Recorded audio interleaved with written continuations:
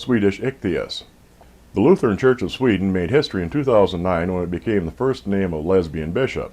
Some may now be regarding this choice as Bishop Eva Brunn has suggested that a Stockholm priest remove crosses from his church and establish a prayer room complete with signs indicating the direction of Mecca to better accommodate the influx of Muslims fleeing the Middle East and arriving in the Swedish port town.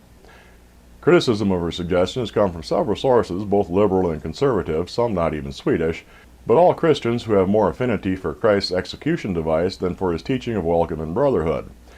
Well-known American Islamophobe Pamela Geller has said, "The bishop is paving the way for the Islamization of Sweden," while Jihad Watch's Robert Spencer said, "That is what a society and culture in the midst of suicide looks like." Among Swedes who spoke out, the priest of Oscar's parish in Stockholm, Patrick Peterson, said, "The Christian churches and chapels are not public areas at any time." Meanwhile, Kiki Wetterberg, director of the Siemens Mission, said, "I believe that we are a Christian church, and so we are keeping the symbols," adding that if I visit a mosque, I do not expect them to take down their symbols. It is my choice to go there. Florida, man.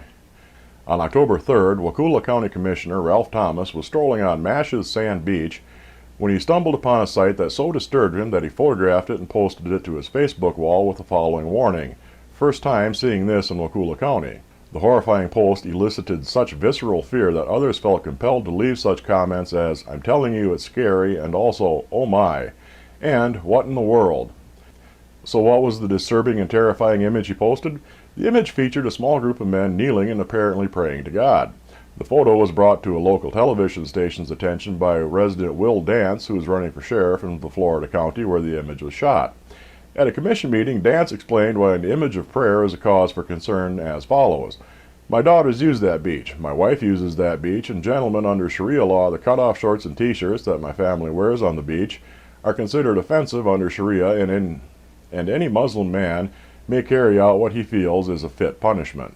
Local station WTXL tried to help reduce community anxiety over the photo of 8 or so devout young men praying by having an imam explain Sharia law.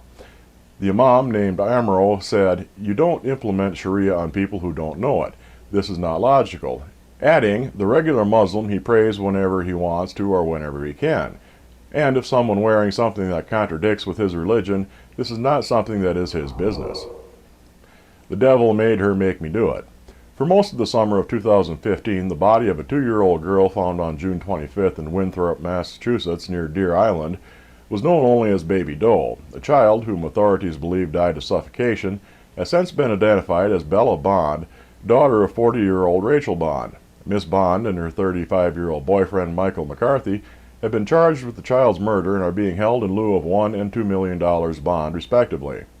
Bond, who had been telling friends and family that Bella was in the custody of State Family Services, confessed her part in the crime to a friend in mid-September.